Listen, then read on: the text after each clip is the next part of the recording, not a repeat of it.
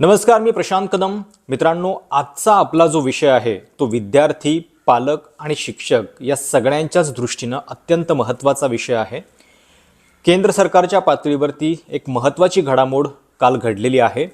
देशामध्ये पहिल्यांदाच कोचिंग सेंटरच्या नियमनाबद्दल किंवा रेग्युलेशन संदर्भात गाईडलाईन्स केंद्र सरकारनं जारी केलेल्या आहेत. जवळपास 11 पानांची ही गाईडलाईन आहे आणि त्या गाईडलाईन्समधल्या ज्या काही सूचना आहेत त्याच्यावरून लगेचच चर्चा सुरू झालेल्या आहेत. काहींच्या मनामध्ये शंका, काहींच्या मनामध्ये भीतीसुद्धा निर्माण झालेली आहे. या गाईडलाईन्समध्ये नेमकं काय म्हटलेलं आहे, काय त्या पाठीमागची सरकारची भूमिका आहे आणि मुळामध्ये हे करण्याची वेळ सरकारवरती का आली, हे आपण पुढच्या काही मिनिटांमध्ये समजून घेणार आहोत. या गाईडलाईन्समधली एक प्रमुख बाब जी सध्या चर्चिली जाते ती म्हणजे 16 वर्षाखालील मुलांना कोचिंग सेंटरमध्ये प्रवेश देता येणार नाही किंवा त्यांची 10वी पूर्ण झाल्याशिवाय कोचिंग सेंटरमध्ये ॲडमिशन घेता येणार नाही असं या गाईडलाईन्समध्ये म्हटलेलं आहे. आता कोचिंग सेंटर म्हटल्यानंतर तुम्हाला माहिती आहे की सध्या आपल्याकडे हे फॅड किती वाढलेलं आहे आणि अगदी नीट किंवा जेईची परीक्षा जी असते त्याची तयारी करून घेण्यासाठी 8वी-9वी पासूनच क्लासेस जे आहेत ते सुरू होतात. सध्या तर काही ठिकाणी अशी स्थिती निर्माण झालेली आहे की कॉलेजच्या ऐवजी थेट क्लासेसलाच ॲडमिशन होतं. या सगळ्या पार्श्वभूमीवरती या गाईडलाईन्स ज्या आहेत त्या नीट समजून घेणं आवश्यक आहे. आपल्याला कोटा फॅक्टरी हे सुद्धा माहिती असेल प्रकरण. राजस्थानमधल्या कोटा शहरामध्ये जेई किंवा नीटच्या तयारीसाठी क्लासेस चालतात आणि तिथला जो पॅटर्न आहे तो खूप प्रसिद्ध आहे. प्रसिद्ध चांगल्या वाईट अर्थांनी, कारण अशा पद्धतीने एक मेकॅनिकल सिस्टम डेव्हलप करून क्लासेसची मुलांना इंजिनिअरिंगच्या आणि त्या मेडिकल क्षेत्रातल्या भविष्याच्या उच्च शिक्षणाच्या वाटा ज्या आहेत त्या उपलब्ध करून देण्यासाठी या क्लासेसचं एक वेगळं तंत्र जे आहे ते विकसित झालेलं आहे. पण याच कोचिंग सेंटरमध्ये म्हणजे कोटामध्ये केवळ मागच्या वर्षामध्ये जवळपास 26 विद्यार्थ्यांनी आत्महत्या केलेली होती. त्यातले काही अल्पवयीन सुद्धा होते. आणि याच पार्श्वभूमीवरती अशा कोचिंग सेंटरच्या सगळ्या रेग्युलेशनबद्दल काही गाईडलाईन्स असाव्यात ही भूमिका केंद्र सरकारनं घेतली आणि त्याच्यानंतर या गाईडलाईन्स ज्या आहेत त्या जारी करण्यात आलेल्या आहेत. काय म्हटलेलं आहे या गाईडलाईन्समध्ये, कोचिंग सेंटरची व्याख्या नेमकी त्यांनी काय केलेली आहे, कशाला कोचिंग सेंटर म्हणायचं, त्याच्या रजिस्ट्रेशनसाठीच्या अटी नेमक्या काय आहेत, कोचिंग सेंटर चालवणाऱ्यांच्याकडून अपेक्षा काय व्यक्त केलेल्या आहेत, इन्फ्रास्ट्रक्चर त्यांना कसं ठेवावं लागणार आहे, हे सगळे मुद्दे जे आहेत ते खूप महत्त्वाचे आहेत आणि त्यामुळे ते नीट समजून घेणं आवश्यक आहे. एकतर कोचिंग सेंटरची डेफिनेशन सगळ्यात पहिल्यांदा त्यांनी काय केलेली आहे ते पण नीट समजून घ्या. कोचिंग मीन्स ट्यूशन, इन्स्ट्रक्शन्स और guidance in any branch of learning imparted to more than 50 students but does not include counseling, sports, dance, theater and other creative activities. म्हणजे 50 पेक्षा अधिक विद्यार्थ्यांना ज्या ठिकाणी ट्यूशन दिली जाते किंवा त्यांना शिकवणी दिली जाते त्याला त्यांनी कोचिंग सेंटर म्हणून धरलेलं आहे. अर्थात याच्यामध्ये काउन्सिलिंग किंवा क्रीडाविषयक गोष्टी, डान्स, थिएटर याचे जे क्लासेस आहेत त्यांना याच्यातून वगळण्यात आलेलं आहे. सोबत रजिस्ट्रेशनसाठीच्या ज्या त्यांच्या अटी आहेत त्याच्यामध्ये हे सांगितलेलं आहे की त्यांना या सगळ्याचं रजिस्ट्रेशन जे आहे ते व्यवस्थित या गाईडलाईनच्या आधारे करावं लागेल आणि कंडिशन्स त्याच्यासाठी काय आहेत, कंडिशन्स फॉर रजिस्ट्रेशन त्याच्यामध्ये पहिली अट ही आहे की कुठल्याही कोचिंग सेंटरमध्ये जो शिकवणारा शिक्षक असेल तो कमीत कमी पदवीधर असावा. त्याच्यापेक्षा कमी वयाचा व्यक्ती जो आहे तो शिक्षक म्हणून तिथं नियुक्त केला जाऊ शकत नाही. दुसरी अट त्यांनी सांगितली आहे की कुठल्याही पद्धतीनं क्लासमध्ये ॲडमिशनसाठी मिसलिडिंग प्रॉमिसेस किंवा गॅरंटी ऑफ गुड मार्क्स ही या क्लासला देता येणार नाही. तशा पद्धतीनं त्यांचे जर क्लेम्स असतील तर ते चुकीचे धरले जातील. तिसरी महत्त्वाची बाब आहे की ज्याच्यावरून खूप प्रश्न निर्माण होत आहेत. कुठलाही क्लास जो आहे तो 16 वर्षाखालील विद्यार्थ्यांना ॲडमिट जो आहे तो करून घेऊ शकणार नाही आणि सोबतच या प्रत्येक क्लासला त्यांचं एक मिनिमम इन्फ्रास्ट्रक्चर काय असावं याच्या संदर्भातल्या सुद्धा सूचना ज्या आहेत त्या करण्यात आलेल्या आहेत.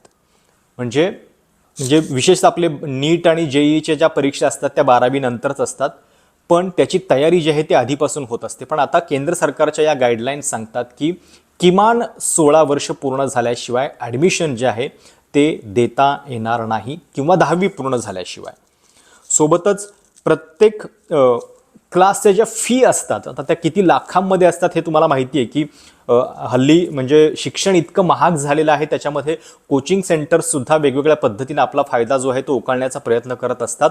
आणि या फी संदर्भातल्या सुद्धा काही गाईडलाईन्स ज्या आहेत त्या केंद्र सरकारनं घालून दिलेल्या आहेत. Fair and reasonable fee structure असावं हे त्यांनी सांगितलेलं आहे. सोबतच जी एक्झिट फॅसिलिटी आहे विद्यार्थ्यांसाठी, म्हणजे क्लासला ॲडमिशन घेतल्यानंतर जर एका ठराविक पिरियडमध्ये त्यांना क्लास सोडावासा वाटला तर त्यांना त्यांची पूर्ण फी परत मिळाली पाहिजे, हे सुद्धा याच्यामध्ये या गाईडलाईन्समध्ये नमूद करण्यात आलेलं आहे. अजून एक महत्त्वाची बाब, जर त्या विद्यार्थ्यानं हॉस्टेलला त्या क्लासच्या हॉस्टेल सुविधेचा जर लाभ घेतला असेल तर त्या हॉस्टेलची सुद्धा फी जी आहे ती परत करावी लागेल. अर्थात एका ठराविक कालमर्यादेमध्ये जर त्यानं हा क्लास सोडायचा निर्णय घेतला तर त्यासाठी पूर्ण फी परत द्यावी, अशा पद्धतीची एक गाईडलाईन याच्यामध्ये करण्यात आलेली आहे. सोबतच हे पण सांगण्यात आलेलं आहे की दिवसाचे केवळ 5च तास तुम्हाला शिकवणी घेता येईल, 5 तासांच्या पेक्षा जास्त ट्युशनचं स्ट्रक्चर जे आहे ते असणार नाही. अर्थात मी जसं म्हटलं की आपल्याकडं हल्ली कॉलेजची जागा जी आहे तीच कोचिंग सेंटर्सनं घेतलेली आहे आणि त्यामुळं अगदी शाळा कॉलेजेस चालवल्याप्रमाणे दिवसभरासाठी हे कोचिंग सेंटर्स सुरू असतात, पण त्यांना आता फक्त दिवसामध्ये 5 तासच शिकवणी घेता येईल, अशा पद्धतीची ही गाईडलाईन जी आहे ती घालून देण्यात आलेली आहे.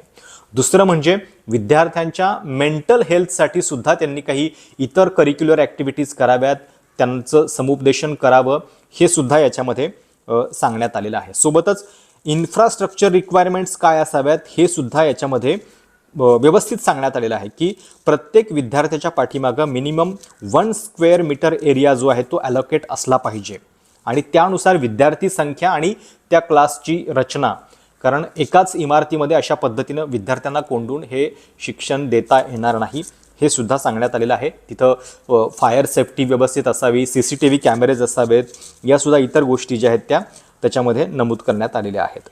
आणि सोबतच हे पण सांगण्यात आलेलं आहे की जर मेंटल हेल्थ, सायकोलॉजिकल प्रॉब्लेम्स या सगळ्या गोष्टींबद्दल विद्यार्थ्यांना काही प्रॉब्लेम्स असतील किंवा त्यांचं काही आजारपण असेल तर त्याला ॲड्रेस करण्यासाठीची सुद्धा सोय जी आहे ती क्लासनं केली पाहिजे. आणि मेंटेनन्स ऑफ रेकॉर्ड, सगळं तुमचं म्हणजे किती विद्यार्थ्यांनी ॲडमिशन घेतलेलं आहे, त्यांना कुठल्या कुठल्या गोष्टी शिकवल्या जात आहेत, हे सगळं जे आहे ते त्यांना व्यवस्थित नमूद करावं लागेल स्वतःच्या वेबसाईटवरती, हे सुद्धा याच्यामध्ये सांगण्यात आलेलं आहे. सोबतच जर या नियमांचं पालन केलं नाही तर त्याच्यासाठी दंड काय असावा कोचिंग सेंटर्सला, हे सुद्धा सांगण्यात आलेलं आहे. जर पहिल्यांदा उल्लंघन झालं तर 25,000 रुपये, दुसऱ्यांदा उल्लंघन झालं तर 1,00,000 रुपयांचा दंड, आणि जर तिसऱ्यांदा पुन्हा नियमाचं उल्लंघन झालं तर त्या क्लासचं रजिस्ट्रेशन जे आहे ते रद्द करण्यात येईल, हे सुद्धा याच्यामध्ये सांगण्यात आलेलं आहे. सोबतच अनेकदा असं होतं की एक क्लासचा ब्रँड असतो आणि त्यांच्या वेगवेगळ्या ब्रांचेस असतात, तर त्या प्रत्येक ब्रांचला एक सेपरेट एंटिटी म्हणून याच्यामध्ये गृहीत धरण्यात आलेलं आहे आणि प्रत्येक ब्रांचला स्वतंत्र रजिस्ट्रेशन जे आहे ते करावं लागेल, हे सुद्धा सांगण्यात आलेलं आहे. 11 पानांची ही गाईडलाईन आहे आणि त्यामुळं या गाईडलाईन्स नंतर आता कशा पद्धतीनं कायदे बनत आहेत हे आपल्याला बघावं लागेल. आता सगळ्यात महत्त्वाची गोष्ट, याची अंमलबजावणी नेमकी कशी, कधीपासून आणि कोण करणार.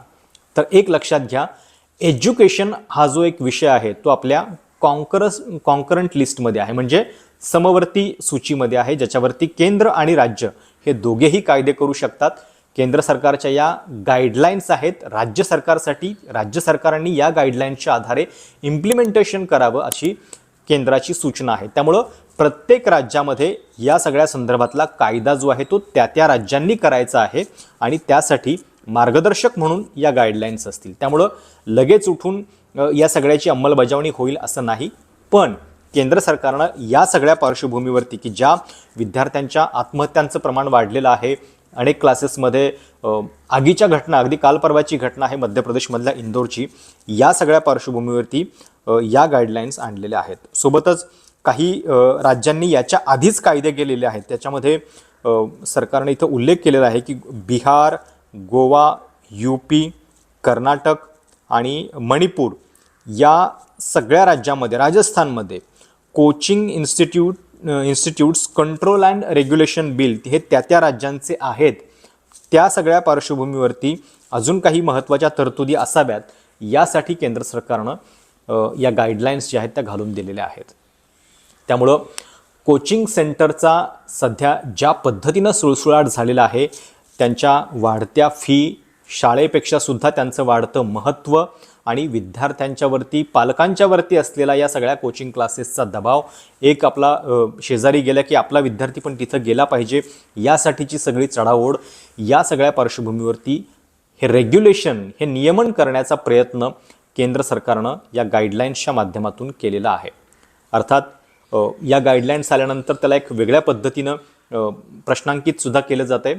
महाराष्ट्रामध्ये राष्ट्रवादीचे नेते जितेंद्र आव्हाड यांनी एक ट्विट करून या सगळ्या प्रोसेसबद्दल केंद्र सरकारला प्रश्न विचारले. त्यांचं म्हणणं आहे की अशा पद्धतीनं थेट आदेश काढणं किंवा गाईडलाईन्स काढणं हे हुकुमशाही आहे, कारण एकतर शाळांमध्ये शिक्षण चांगलं मिळत नाही आहे, अशावेळी तो त्या विद्यार्थ्यांचा, पालकांचा प्रश्न असला पाहिजे शिकवणीला जायचं की नाही, आणि त्यामुळं असा आदेश किंवा अशी गाईडलाईन जी आहे ते सरकार देऊ शकत नाही, ही हुकुमशाही प्रवृत्ती आहे असा त्यांचा आरोप आहे. पण दुसरीकडे ज्या पद्धतीचं हे सगळं स्ट्रक्चर वाढत चाललेलं आहे कोचिंग इन्स्टिट्यूटचं, त्या पार्श्वभूमीवरती त्याच्या रेग्युलेशनची कुठंतरी संतुलित पद्धतीनं गरजसुद्धा आहे आणि त्यामुळं या गाईडलाईन्स सरकारनं काढलेल्या आहेत.